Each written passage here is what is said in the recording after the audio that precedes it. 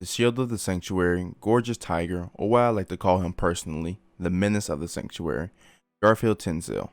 With Garfiel having his long-awaited transformation in the recent episode of ReZero Season 2, I of course wanted to make a video on one of my favorite characters from Arc 4. Let's start from the beginning. If we take a look at Volume 3 of the light novel, here Garfiel was mentioned 3 different times. Back during Arc 2, the first time he was mentioned was when Roswald was leaving the sanctuary. It was an urgent business matter that he had to go seek out at the sanctuary. From there, he was then mentioned again at the beginning of Arc 4, very briefly about Frederica. Here she told Subaru to be wary of a man named Garfiel who lurked at the sanctuary. We are then finally introduced to Garfiel on Volume 10 of the light novel, Chapter 3 of Arc 4 of the manga, and Episode 28 of the anime. During Arc 4, Garfiel is the shield of the sanctuary being a place that is home to not only demi-humans seeking refuge, but the tomb of the Witch of Greed, Echidna. On one half, the sanctuary is used as a safe haven to protect demi-humans from the harm of the outside world, as we have seen from not only the treatment of Emilia,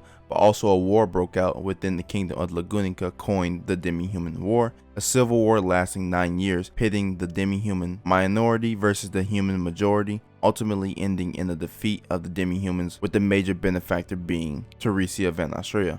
Because of these past events, obviously you can see why the people of Lagunica are very hostile towards demi-humans. As for the other half of the purpose of the sanctuary, Echidna collected a group of demi-humans to take part in clearing. However, she locked them up and trapped them within a barrier along with Ryazu Myers 400 years ago. Eventually, she began experimenting and running tests on Ryazu Myers, making many clones of her in search for the secret behind immortality. However, that plan failed and Echidna died before she could become immortal, and now the sanctuary is nothing but a tomb and safe haven for demi-humans. Garfiel, being the protector of the sanctuary, was very wary of anyone who was not an original resident, meaning Emilia, Otto, Petrash, Subaru, and even the caretaker of the sanctuary himself, Roswald, he did not trust. As the story of Arc 4 continues through the various amount of loop, Garfiel became the villain to stop Subaru from taking the trials and avoid the liberation of the sanctuary. By going against the common objective of those around him, this act of abnormality perfectly lines up with his backstory.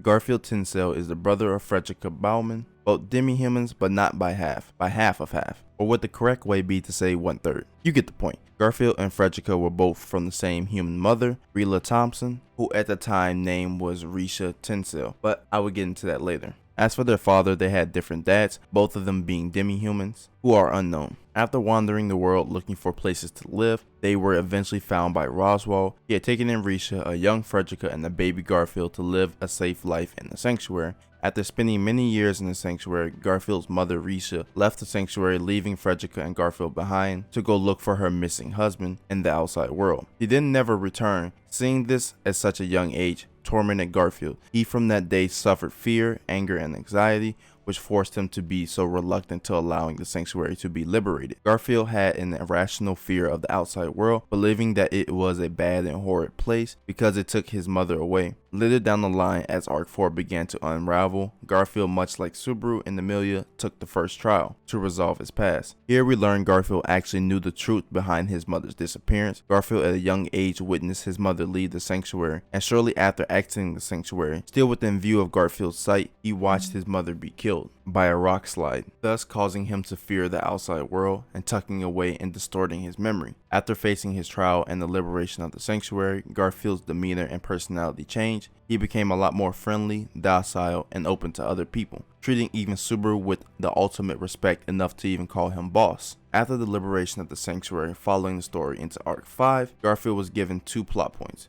For the lack of a better name, I'll call the first one Mother and the second one Kurgan. I'll start with Kurgan first, since it's easier to explain. During Arc 5, the Witch Cult invaded the city of Priscilla, causing a war to break loose and multiple battles to take place, with the Emilia, Cruz, Fel, Priscilla, and Anastasia Kemp versus the Witch Cult. Garfield was tasked with fighting Kurgan of the 8 Arms, which coincidentally was known as the hero of the Volkia Empire, and one of the strongest warriors in the empire. Garfield took on a tough fight against the undead Kurgan, eventually winning and putting him back to rest. As for the other plot point I mentioned, Mother, Garfield at the beginning of Arc 5 had met a small person within the Anastasia camp, Mimi. Mimi took a liking to Garfield. The relationship between the two are nothing more than childish adolescent love, where Mimi likes Garfield but Garfield doesn't like Mimi, but he does, but he doesn't. You get the point. During the start of the Battle of Pristilla, Garfield returned to the hideout with an injured Mimi in his arm. Seeing the suffering of Mimi, Garfield blamed himself for the lack of strength to not save her. Arriving back, he explained to everyone how the situation ended up like this. Garfield and Mimi were out around the town when Garfield stumbled upon a little boy. Through helping this kid, he found the person he never thought he would meet ever in his life.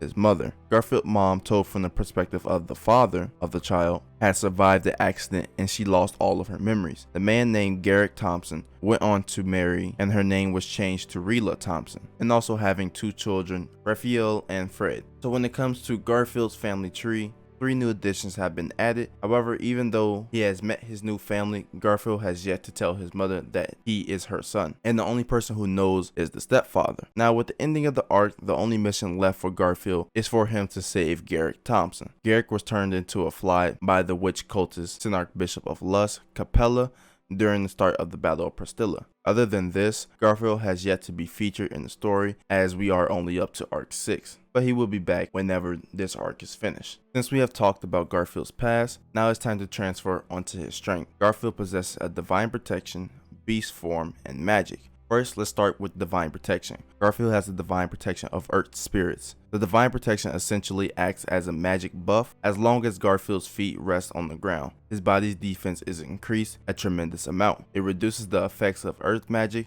and accelerates the recovery of his wounds. As for the beastification, Garfield, as you know, is a demi-human.